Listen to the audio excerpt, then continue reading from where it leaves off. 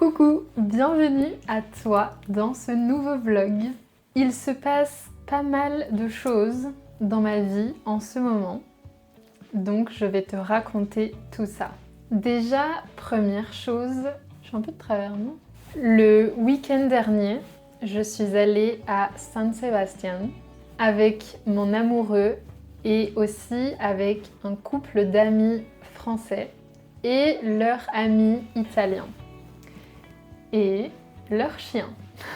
Je te mettrai des vidéos de San Sebastián, c'était incroyable, il a fait super beau et on était dans une auberge, hostel, en haut de la montagne et donc on était vraiment dans la nature et c'était tellement apaisant et ça a fait tellement du bien.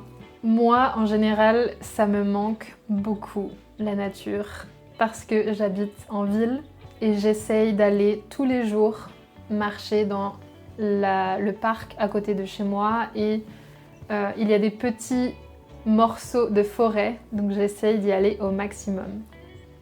Et donc, San Sebastián, c'était juste trop beau. Le soir, il y avait un match de foot et pour être honnête, le foot, ça ne m'intéresse pas beaucoup.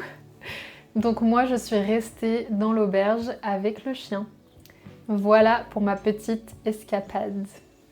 Mais la grande nouvelle, c'est que je vais retrouver ma meilleure amie après 1 an et demi sans se voir. Et je suis un peu émue parce que on ne se voit pas beaucoup. En fait, ma meilleure amie habite à Mayotte, qui est une île dans le sud-est de l'Afrique, à côté de Madagascar. Et c'est très loin. Et les billets d'avion sont très chers. Et souvent, je dis que mon rêve, ce serait d'habiter un jour proche ou à côté de ma meilleure amie.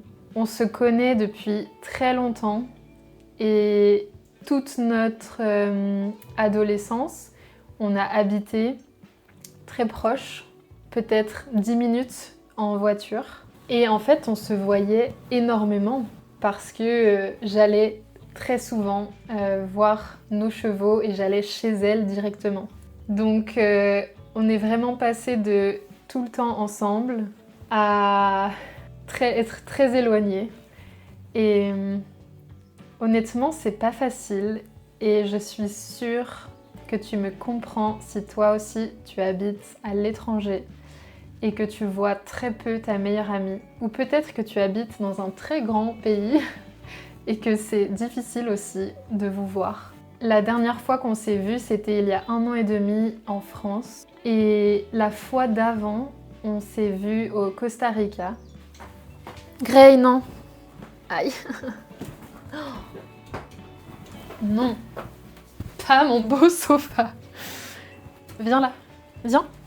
Et donc, je pars en Italie pour un voyage avec elle. En tout, on part 2 semaines. Désolée, je suis essoufflée parce que Gray était complètement fou. Zinzin, crazy. Donc, on part en Italie 2 semaines. Et ensuite, je vais à Paris pendant quelques jours pour faire mon meet-up avec mes étudiants. Je suis trop contente et j'ai super hâte. Et donc, j'ai réservé mes billets d'avion. Par contre, j'ai fait quelque chose que je regrette un peu, je crois. J'ai réservé mes billets d'avion et c'était vraiment pas cher. Mais il fallait ajouter le double du prix du billet pour ajouter une valise cabine ou un bagage cabine uniquement parce que ce sont des compagnies très low cost. Et j'ai décidé que je n'allais pas payer le supplément et donc que j'allais voyager avec, je vais te montrer avec quoi je pars pendant 2 semaines et demie.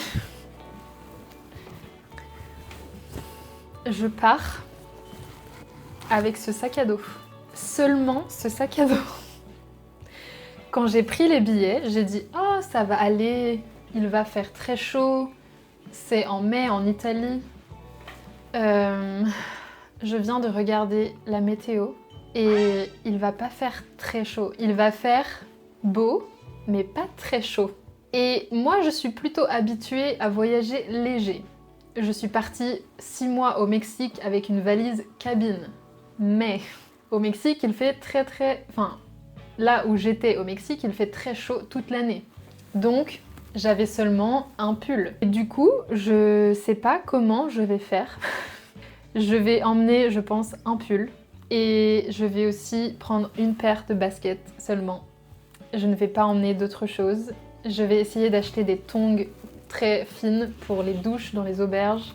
Et je vais vraiment prendre ce qui est essentiel. Ma brosse à dents, dentifrice petit, sous-vêtements, chaussettes, t-shirt, short, un legging long s'il fait froid, du savon, et je me dis que je laverai des affaires pendant le voyage à la main et je ferai sécher, enfin bref, je ne sais pas comment je vais gérer ça. S'il faisait très chaud, ce serait très facile parce que je peux laver et ensuite ça peut sécher dans la nuit et le lendemain c'est prêt. Enfin bref, c'est mon challenge clairement pour ce voyage. Le point positif, c'est que parfois on va devoir beaucoup marcher avec notre sac. Et du coup, le mien sera pas trop lourd et pratique. Enfin bref, dans les nouveautés, il y a aussi Suzanne, qui est une nouvelle élève que j'ai accueillie il y a 2 semaines maintenant. Elle a commencé mon programme de 8 semaines de coaching en one-to-one. Suzanne est américaine et elle habite en Dordogne. Elle a une maison dans la campagne en Dordogne et ça a l'air magnifique. Et c'est très drôle parce que j'ai travaillé dans un camping en Dordogne, dans un tout petit village, mais vraiment très petit. Et quand j'ai fait l'appel découverte avec Suzanne, je lui ai demandé « Tu habites où en France ?» Et elle m'a donné le nom de ce petit village. Donc en fait, elle habite dans le petit village où moi j'ai travaillé dans un camping il y a quelques années. Et j'ai trouvé la coïncidence magnifique. Pour être honnête, je ne crois pas trop au hasard. Avec Suzanne, on travaille uniquement sur des choses du quotidien et on travaille uniquement ce dont elle a besoin pour son quotidien en France, pour discuter avec ses voisins, pour gérer les travaux avec les entrepreneurs dans sa maison, pour gérer les situations comme aller au marché, aller à la poste. Et donc, dans le programme, on va vraiment pratiquer tout ça pour qu'elle puisse être beaucoup plus confiante, à l'aise et qu'elle se sente chez elle en Dordogne et qu'elle s'intègre aussi avec les gens de la communauté, les voisins, les artisans, les commerçants. Parce que c'est vraiment le but quand on part vivre dans un nouveau pays. C'est toujours plus sympa de pouvoir communiquer comme on le veut et être qui on est, être soi-même et créer des vraies relations avec les gens autour de soi. Et je lui donne aussi des missions audio. Elle a accès à mon WhatsApp et elle peut m'envoyer des audios. Je lui donne des petites missions et elle peut y répondre et moi je peux corriger les choses, les petites erreurs. Bien sûr, ce programme et avec Suzanne, on ne fait pas du tout focus sur la perfection. L'objectif, c'est vraiment de parler, de s'exprimer, de se faire comprendre et de comprendre, mais sans que ce soit parfait.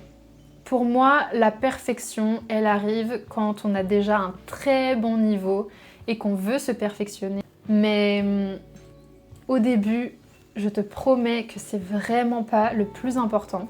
Donc voilà, si tu habites en France, que tu es une femme et que tu veux améliorer ton français parlé, que tu veux créer des relations avec les Français, que tu veux être capable de te débrouiller dans la vie de tous les jours. Si tu veux être indépendante, être libre, je te conseille vraiment de travailler sur ton français parlé. Et c'est ce qu'on fait dans mon programme de 8 semaines. Donc je te laisse le lien dans la description si ça t'intéresse. Et je vais aussi bientôt sortir des ateliers de conversation en petits groupes de 3-4. Tu peux déjà t'inscrire sur la liste d'attente pour être la première qui reçoit les informations et pour t'inscrire si c'est quelque chose que tu voudrais essayer. Le lien est aussi dans la description. Une dernière chose très importante pour moi, si tu me connais un petit peu déjà, si tu me suis sur Instagram, tu sais que j'aime énormément les animaux, qu'ils ont une place énorme dans ma vie. Je me suis demandé comment lier mon travail aux animaux. Et je me suis toujours dit, ok, peut-être que dans 10 ans, 20 ans, quand j'aurai assez d'économie, je pourrais créer mon propre refuge. Mais c'est dans longtemps, ça demande beaucoup de ressources et j'ai eu une idée qui me rend très heureuse. J'ai décidé que j'allais reverser un pourcentage de mon programme de 8 semaines à une association de protection animale. Et je pense que je sais quelle association je veux aider. C'est une association qui aide les animaux de ferme, qui les récupère de ferme pour leur éviter l'abattoir ou qui ont été maltraités. Et ça me tient vraiment à cœur. Je me considère vraiment antispéciste, c'est-à-dire que pour moi, tous les animaux sont à égalité, y compris les humains.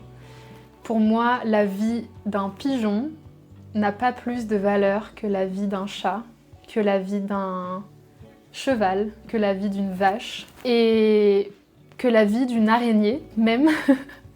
D'ailleurs, j'ai une araignée. Ah, elle est partie. Et en fait, je veux la laisser vivre et la laisser tranquille. Et du coup, pour moi, cette association, elle fait énormément sens parce que elle est antispéciste et elle considère que les animaux qui sont destinés à la production pour l'être humain ont aussi le droit de vivre une belle vie, ont aussi envie de vivre et sont aussi dotés d'énormément d'empathie, d'amour, d'intelligence, de liens. Et donc voilà, j'espère que ce petit vlog t'a plu. Et dans 2 semaines, je vais poster l'interview que j'ai faite avec Christine, mon élève qui habite en France. Et on va parler de tous les challenges, de son parcours, comment elle se sent en France, comment...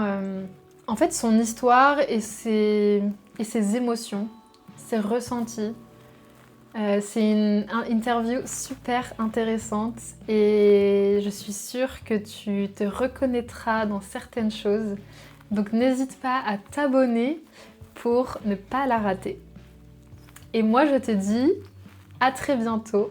Je reviens après l'Italie et j'ai très hâte de te raconter mes aventures. D'ailleurs, si tu veux les suivre, tu peux aller me suivre sur Instagram. À très bientôt!